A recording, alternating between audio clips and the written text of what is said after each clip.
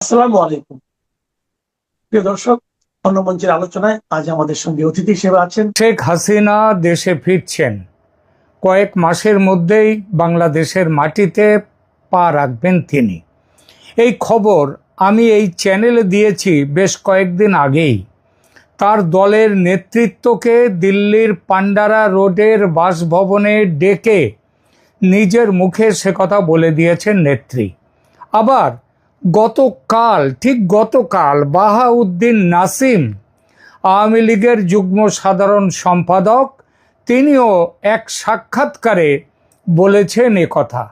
তার মুখ থেকে বেরিয়ে এই খবর ছড়িয়ে পড়েছে সোশ্যাল মিডিয়ায়। এর তাৎক্ষণিক প্রতিক্রিয়া মোহাম্মদ ইউনূসের অন্তর্বর্তী সরকারের সঙ্গী সাথীরা সব দোষ ইউনূস আর তার কিচেন ক্যাবিনেটের ঘাড়ে চাপিয়ে নিজেদের নিষ্পাপ শিশু প্রমাণ করতে উঠে পড়ে লেগেছেন। সব কিছুই এই হাসিনা ফিরছেন এই খবরের প্রতিক্রিয়ায়। এবং এই নিষ্পাপ শিশু প্রমাণের যে এখন একটা উদ্যোগ শুরু হয়েছে, এদের মধ্যে সাম্প্রতিকতম নামটি হলো ইউনূসের প্রাক্তন পররাষ্ট্র উপদেষ্টা মোহাম্মদ তৌহিদ হোসেন। তারেক রহমানের নেতৃত্বে বিএনপি সরকার ক্ষমতায় আসার 3টি মাসে যিনি গায়ে হাওয়া লাগিয়ে ফুরফুর করে ঘুরে বেরিয়েছেন, হাসিনার ফেরার খবরে তিনি এতটাই ভেঙে পড়েছেন যে গতকাল প্রকাশ্যে বলেছেন, আমি কিছু করি নাই, যা কিছু করিয়াছে সে ওই কেষ্টা বেটা। কেষ্টা বেটা মানে পুরাতন ভৃত্যে রবি ঠাকুরের সেই পুরাতন ভৃত্য যা কিছু হারায় গিন্নি বলেন কেষ্টা বেটাই চোর। তো এখানে কেষ্টা বেটা হচ্ছেন মোহাম্মদ ইউনূস আর তার কিচেন ক্যাবিনেট। এটা ওই বলেছেন তৌহিদ হোসেন, তারাই যা করার করেছে। এমনটাই হয়। ডুবন্ত জাহাজ থেকে সবার আগে সমুদ্রে ঝাঁপায় ইঁদুর। অবশ্য ইঁদুর জানে না যে সমুদ্রে ঝাঁপ দিলে মৃত্যুটা আরও তাড়াতাড়ি কাছে চলে আসে। তৌহিদ হোসেন ও তার মতো একদা ব্যাঘ্ররূপী ইঁদুরদের কথা থাক, শেখ হাসিনা ফিরছেন এই প্রসঙ্গেই বরং আসা যাক। তিনি ফিরছেন। জনমনে প্রশ্ন এসেছে, যদি এই খবর সত্যি হয়, এবং আমি জানি আমার এই এপিসোডের পরে অনেকেই বলবেন যে আপনি তো গত বেশ কয়েক মাস ধরে বলে যাচ্ছেন যে তিনি ফিরছেন, এতদিন তো ফেরেননি। কথাটা তো আমি একা বলিনি। সারা দেশের, আমাদের বাংলাদেশের যারা ইউটিউব করেন, সোশ্যাল মিডিয়া করেন, সংবাদপত্র যারা করেন, সেই মিডিয়ার মানুষজন তারাও একাধিকবার বহুবার বলেছেন শেখ হাসিনা ফিরছেন, তিনি ফিরতে পারেন। তো সুতরাং সেই কথাটা বাদ দিয়ে আমাকে কি বলা হবে না হবে সেইটা আলোচনাটা বাদ দিয়ে এখন প্রশ্ন আসে যে জনমনের যে প্রশ্নটা, সেটা হচ্ছে যদি এই খবর সত্যি হয় তাহলে কেন ফিরতে চাইছেন তিনি এই মুহূর্তে মৃত্যুদণ্ডের পরোয়া না করে? এখনও তো মৃত্যুদণ্ড বহাল আছে, এখনও তো আওয়ামী লীগের ওপরে নিষেধাজ্ঞা বহাল আছে। তাহলে তিনি ফেরার কথা ভাবছেন কিভাবে, কি জন্যে? ভারতের বিশেষ সেনা বিমান নিয়ে আসবে তাকে, নাকি বাংলাদেশ সেনা বিমান যাবে দিল্লিতে, যেমন পৌঁছে দিয়ে এসেছিল তেমনভাবে তাকে ফেরত নিয়ে আসবেন? কিভাবে আনা হবে তাকে? আন্তর্জাতিক বার্তা পেয়েছেন কি শেখ হাসিনা? পেয়ে থাকলে কি বার্তা পেয়েছেন তিনি? আজকের এই এপিসোডে আমরা খুঁজে বের করব এই পুরো দিকগুলো, পুরো বিষয়গুলো। শেখ হাসিনার ফেরার পেছনের আসল রহস্য, এটা কি তার ক্যালকুলেটেড পলিটিক্যাল মুভ, মানে ক্যালকুলেশন করে কি তিনি এই রাজনৈতিক এই মুভটা দিচ্ছেন, এই কাজটা করবেন?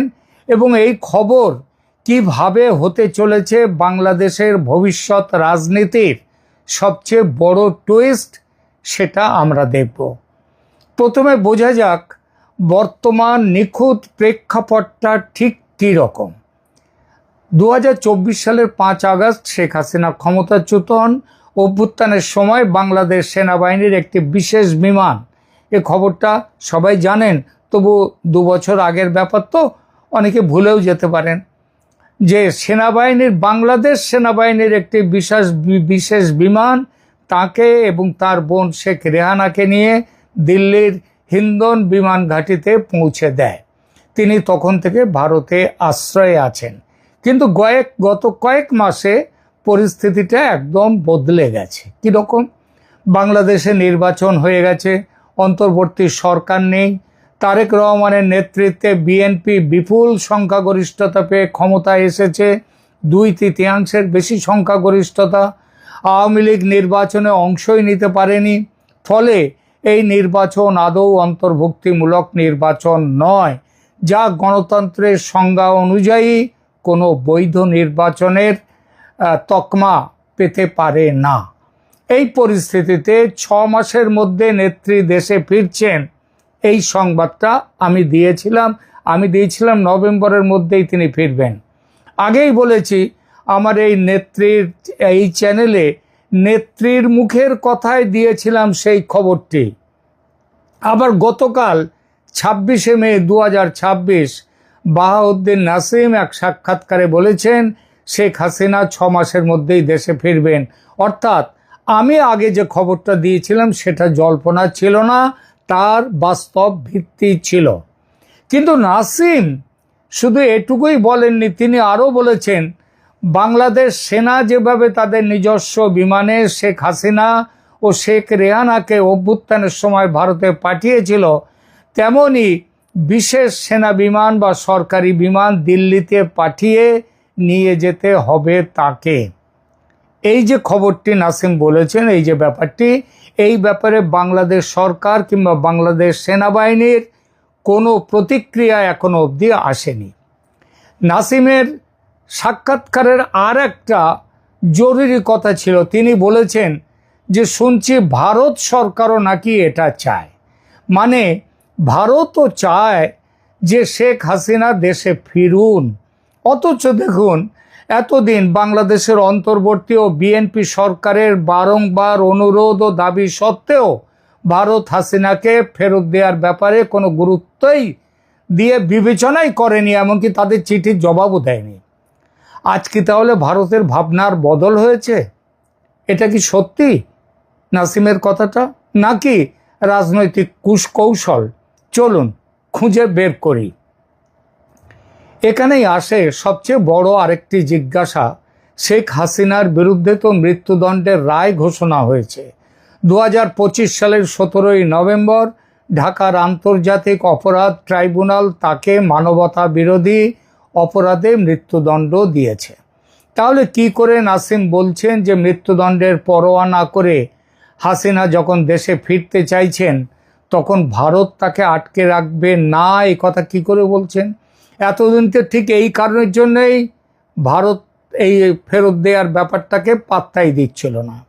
এখানেই বুঝতে হবে হাসিনার ফেরা আজকের আর শুধু আইনি বিষয় নয়, এটা রাজনৈতিক গণিত হয়ে দাঁড়িয়েছে। এই গণিতে শুধু বাংলাদেশ নয়, আন্তর্জাতিক স্বার্থ আছে।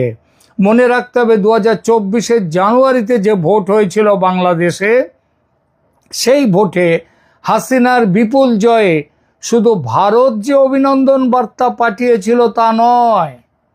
যদিও বাংলাদেশের রটে তখন তো ভারত দাঁড়িয়েছিল হাসিনার পাশে, না না ভাই, ভারত একা দাঁড়ায়নি। পৃথিবীর আরও বেশ কিছু দেশ তারা ভারতের এই হাসিনার পাশে দাঁড়িয়েছিল এবং ওই নির্বাচনকে সমর্থন করেছিল। আমি যাদের কথা বলছি সেই বার্তা পাঠিয়েছিল চীন ও রাশিয়াও। চীন নিয়ে জামাত, এনসিপি, বিএনপি যতই উচ্ছ্বসিত হোক না কেন, চীনও চায় বাংলাদেশে একটা স্থিতিশীল সরকার থাকুক, মৌলবাদ মাথাচাড়া না দিক। কারণ মৌলবাদ মাথাচাড়া দিলে সে দেশের অধঃপতন। আফগানিস্তানে দেখুন, আপনি পাকিস্তানেও দেখুন। সুতরাং মৌলবাদকে চীনও চায় না। তাহলেই চীন তার ভালো ব্যবসাপাতি ভালোভাবে করতে পারবে, যেমনটা করেছিল শেখ হাসিনার আমলে। আর রূপপুর পারমাণবিক বিদ্যুৎ কেন্দ্র তৈরিতে রাশিয়ার বিরুদ্ধে ঘুষ খাওয়ার অভিযোগ কে তুলেছিল? মোহাম্মদ ইউনূস। সঙ্গে ছিল কে?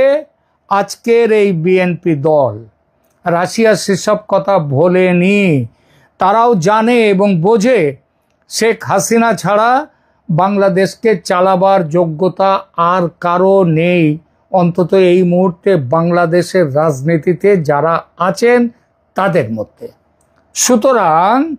সুতরাং আন্তর্জাতিক চাপ এসে গেছে। বিএনপি সরকার সত্যিকারের জনতার ভোটে বিজয়ী নির্বাচিত সরকার, এই দাবির আন্তর্জাতিক স্বীকৃতি কিন্তু এখনো মেলেনি। এই স্বীকৃতি পেতে চাইলে হাসিনাকে দেশে এসে লড়াই করার সুযোগ দিতে হবে। জোর করে মাঠের বাইরে রেখে দিলে চলবে না। মৃত্যুদণ্ড, দেখুন, মৃত্যুদণ্ড কার্যকর করা কঠিন শুধু নয়, এটা সিম্পলি ইম্পসিবল, অসম্ভব। বিশেষ করে যখন বিশ্বের বড় দেশগুলো, যার মধ্যে ভারত তো আছেই, আছে চীন, রাশিয়া, জাপান, আমেরিকা সহ পুরো পশ্চিমী দুনিয়া, তারা গণতান্ত্রিক মানদণ্ডের চাপ দিচ্ছে সবাই বাংলাদেশকে। এমনকি আন্তর্জাতিক অপরাধ ট্রাইব্যুনালের গঠন ও বিচার প্রক্রিয়া নিয়ে প্রশ্ন উঠে গেছে। প্রশ্নের মুখে এসেছে ফেব্রুয়ারির ভোট। তারেকের সরকার যখন অবৈধতার বড়সড় প্রশ্নের মুখে পড়েছে, তখন ঘোষিত মৃত্যুদণ্ড কার্যকর করা অসম্ভব। আর এর নিট রেজাল্ট বিএনপি সরকারের রাজনৈতিক উপদেষ্টা জাহিদুর রহমান, তার একটি মন্তব্য এই কয়েকদিন আগে তিনি বলেছেন, বিএনপি সরকার শেখ হাসিনার পুনর্বিচারের সুযোগ দেবে। পুরো বিষয়টিতে ভারতের অবস্থান কি? ভারত এখনো প্রত্যর্পণ চুক্তির অধীনে হাসিনাকে ফেরত পাঠানো মেনে নেয়নি। 2013 সালের প্রত্যর্পণ চুক্তিতে কি আছে? যদি অপরাধটি রাজনৈতিক উদ্দেশ্য প্রসূত হয় তবে প্রত্যর্পণ করা যাবে না। ভারত চাইলে চুক্তির এই শর্ত উল্লেখ করে প্রত্যর্পণ দাবি সরাসরি নাকচ করতে পারত যে কোনো সময়, কিন্তু তা না করে ভারত চাইছে শেখ হাসিনা দেশে ফিরুন, শুধু সময়টা তৈরি হোক। মাঠের লড়াইতে তিনি ফিরুন, কারণ ভারত এখন দেখছে এটাই শেখ হাসিনার দেশে ফেরার উত্তম অবসর। কিন্তু নাসিমের দাবি, তিনি কি বলেছেন? ভারত সরকার এটা চায়। এটা কি সত্যি?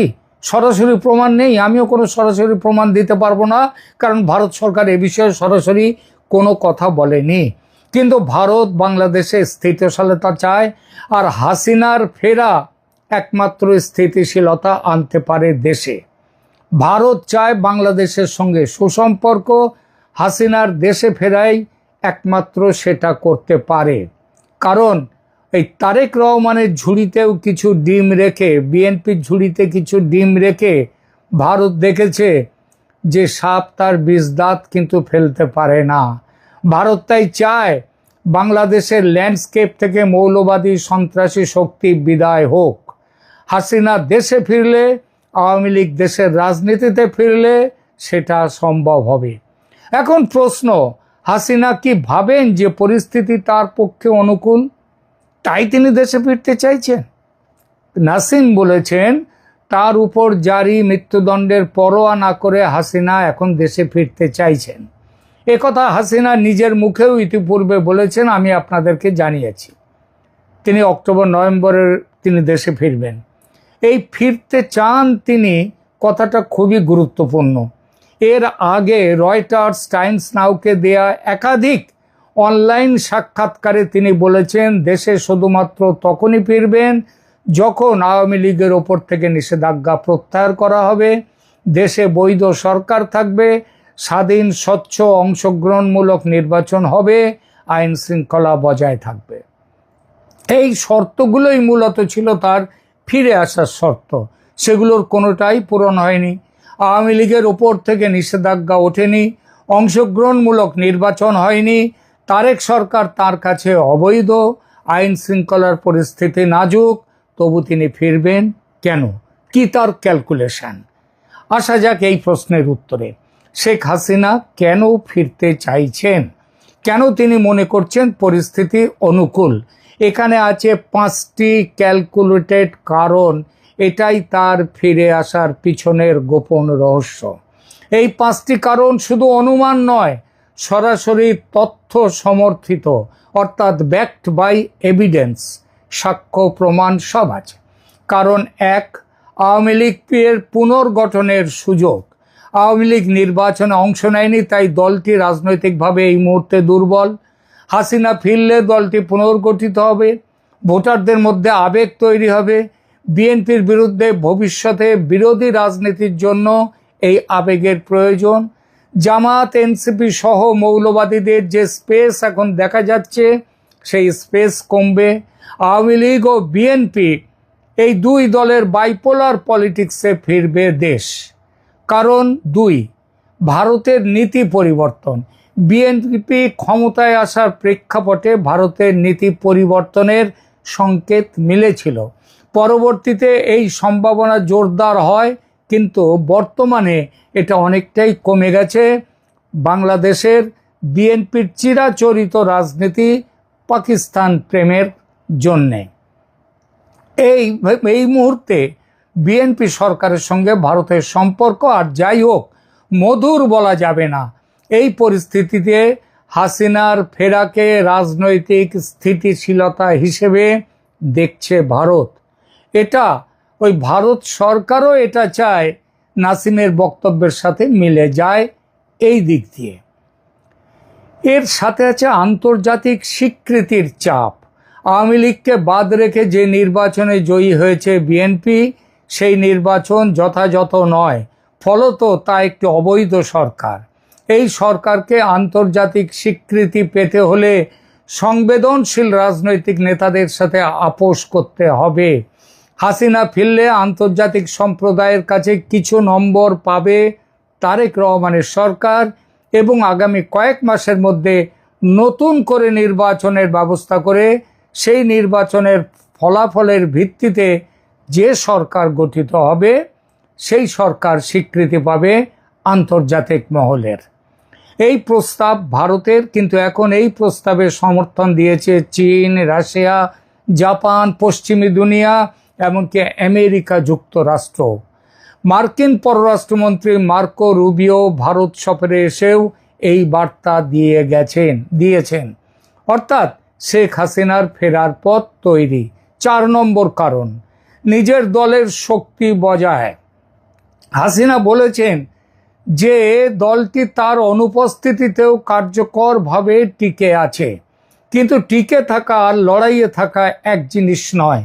লড়াই 2 রকমে হয়, একটা মাঠের আর একটা ন্যারেটিভের। এই 2 লড়াই কিন্তু একে অপরকে আবার সাহায্যও করে। নেত্রী মৃত্যুদণ্ড অগ্রাহ্য করে দেশে ফিরলে তার যে কি এফেক্ট হবে, এটা চিন্তা করতে পারছেন?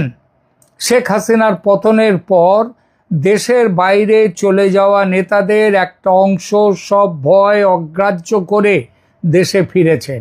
বাকিরাও ফিরবেন কিছুদিনের মধ্যে। গত সপ্তাহে ভারতের বিখ্যাত সাংবাদিক সুকরঞ্জন দাশগুপ্তের জ্বলছে বাংলাদেশ শীর্ষক একটি বইয়ের উদ্বোধন অনুষ্ঠানে ছিলাম আমি। সেখানে বেশ কয়েকজন বাংলাদেশের সাবেক মন্ত্রী, এমপি, বুদ্ধিজীবীদের সঙ্গে কথা হলো, যাদের মধ্যে অভিনেত্রী তথা থিয়েটার পার্সোনালিটি রোকেয়া প্রাচীও ছিলেন। তারাও জানালেন শীঘ্রই দেশে ফিরবেন তারা। এবং 5ম কারণ, সময়টা সঠিক। বিএনপি সরকার যে ভালো চলছে তা আদৌ নয়। দলের মধ্যে গোষ্ঠী বিবাদ, তারেকের অপটু নেতৃত্ব, সালাউদ্দিন আহমেদের একা ব্যাটিং করা, অশিক্ষা, তারেকের অশিক্ষা ও কুশিক্ষা দলকে দ্রুত জনবিচ্ছিন্ন করে দিচ্ছে, আর এর ফায়দা লুটছে জামাত। এভাবে চললে বাংলাদেশকে মৌলবাদীরা গিলে খেয়ে ফেলবে। বিএনপি সরকারের এই অস্থিতিশীলতা কাজে লাগাতে ফেরার সিদ্ধান্ত নিয়েছেন নেত্রীর নির্ভয় হওয়ার একটি কারণ এটা যে বিজয়ী দল হিসেবে বিএনপি আন্তর্জাতিক মানদণ্ড মেনে চলতে বাধ্য, যা হাসিনাকে ফেরার জন্য অনুকূল পরিস্থিতি তৈরি করে দেবে এবং বর্তমানে সেই দেওয়ার সংকেত পাওয়া যাচ্ছে। এগুলোই মূলত শেখ হাসিনার ক্যালকুলেটেড পলিটিক্যাল মুভ। এখন আসা যাক সবচেয়ে রহস্যময় প্রশ্নে, কোনো আন্তর্জাতিক বার্তা কি পেয়েছেন শেখ হাসিনা? সরাসরি প্রমাণ নেই, কিন্তু পরিস্থিতি থেকে কিছুটা অনুমান করা যায়। সংকেত কিছু ইঙ্গিত দেয়। মার্কো রুবিওর কথা বলেছি, অন্যান্য দেশের কথা ইতিমধ্যেই বলেছি। আর তার শুরু এসবের ভারতকে দিয়ে। ভারতের সীমিত সমর্থন, ভারত তাকে আশ্রয় দিয়েছে কিন্তু প্রত্যর্পণে তাড়াহুড়ো করছে না। ভারতের কিছু কর্মকর্তা বলেছেন যে বাংলাদেশে তাদের জন্য সবচেয়ে অনুকূল নেতৃত্ব ছিল হাসিনা, বিশেষ করে উত্তর পূর্ব ভারতের নিরাপত্তার জন্য। কিন্তু ভারত এখনো স্পষ্ট ঘোষণা দেয়নি যে তারা তাকে ফিরিয়ে দেবে কিনা। ভারত চাইছে ফেরার ইচ্ছা বা সময় নির্বাচন করুন নেত্রী স্বয়ং। তিনি যেটা বলবেন সেটাই হবে, আর এখন সেটাই হতে চলেছে। ভারত শুধু তাকে সমর্থন দিচ্ছে। আসুন যুক্তরাষ্ট্র ইউরোপীয় ইউনিয়নের কথায়। যুক্তরাষ্ট্র ইউরোপীয় ইউনিয়ন নতুন করে একটি স্বাধীন ও অন্তর্ভুক্তিমূলক নির্বাচন করার চাপ দিচ্ছে। এমনকি এই ব্যাপারে যে খরচা হবে সেটাও দেওয়ার কথা দিয়েছে তারা। জাপানও এতে রায় দিয়েছে। এই সব মিলে আওয়ামী লীগের নিষেধাজ্ঞা তুলে নেওয়ার সম্ভাবনা তৈরি হয়েছে। হাসিনা এই চাপকে কাজে লাগিয়ে আওয়ামী লীগকে পুনরায় মূলধারার রাজনীতিতে ফিরিয়ে আনতে চাইছেন। চীন ও রাশিয়া 2024 সালের নির্বাচনে আগেই বলেছি হাসিনাকে তারা অভিনন্দন জানিয়েছিলেন নির্বাচনে জয়ের পর, যা তাদের রাজনৈতিক সমর্থন নির্দেশ করে। তারাও নতুন করে ভোটের পক্ষে, যার জন্যে একটা বড়সড় বিএনপি ডেলিগেশন চীনে গিয়েছিল, কিন্তু কাজের কাজ কিছুই হয়নি। সরাসরি আমি আপনাকে ফিরতে বলছি, এই ধরনের আন্তর্জাতিক বার্তার কোনো প্রমাণ নেই, কিন্তু পরিস্থিতি থেকে অনুমান করা যায় যে আন্তর্জাতিক চাপ হাসিনাকে এই সিদ্ধান্ত নেওয়ার অনুপ্রেরণা দিয়েছে এবং ভারত তাকে ব্যাকআপ দিচ্ছে। রাজনীতি এমন জিনিস, শেষ মুহূর্তে এসে সব কিছু গুলিয়ে যেতে পারে। যেমন ধরে যাক শেখ হাসিনা দেশে ফিরলেন, তাকে বন্দি করে করা হলো, পাঠানো হলো জেলে। কি হবে তাহলে? কি হবে আবার? জেলে যাওয়া কি রাজনৈতিক নেতাদের কাছে নতুন কিছু? জেলে গেলে নেতাদের গ্রহণযোগ্যতা কয়েক গুণ বেড়ে যায়। বেশ, তাও নয় হলো, কিন্তু যদি মৃত্যুদণ্ড কার্যকর করতে জেল থেকে ফাঁসি কাটে নিয়ে যাওয়া হয়, জুলফিকার আলী ভুট্টোর মতো, যদি সেইটা করা হয়, ইয়াহিয়া খান যেমন, ইয়াহিয়া খান নয় সরি, জুলফিকার আলী ভুট্টোকে ইয়াহিয়া খান যেভাবে তাকে ঝুলিয়েছিলেন, সেটা হবে না। কারণ ভারত সরকার 2024-এর 5 আগস্টে মুখ দর্শক হয়ে বসেছিল না। শেখ হাসিনা ও শেখ রেহানা যে সেদিন জনরোষে ছিন্ন ভিন্ন হননি, সেটা কি এমনি হয়েছিল মনে করেন? ভারত সেদিন তাদের বাঁচিয়ে সুস্থ দেহে ভারতে নিয়ে এসেছিল। 2 বছর প্রধানমন্ত্রীর মর্যাদায় আগলে রেখেছিল, ফাঁসি কাটে তোলার জন্যে নয়। সবটাই করেছে দু দেশের মধ্যে, দু দেশের মানুষের মধ্যে সম্প্রীতির সম্পর্ক গড়ে তোলার ক্ষেত্রে যার ভূমিকা সবচেয়ে বেশি, তাকে, সেই বন্ধু শেখ হাসিনাকে পাশে রাখার জন্য। বিপদে কোনো দিন কোনো বন্ধুকে ত্যাগ করেনি ভারত, করবেও না। প্রিয় দর্শক, এই হলো শেখ হাসিনার ফিরে আসার পেছনের গোপন ক্যালকুলেটেড মুভ। কারণ তার কথা আপনাদেরকে বললাম। আপনারা কি বলবেন কমেন্ট করে জানান। যদি আমাদের এই আলোচনা ভালো লাগে তাহলে শেয়ার করুন, সাবস্ক্রাইব করুন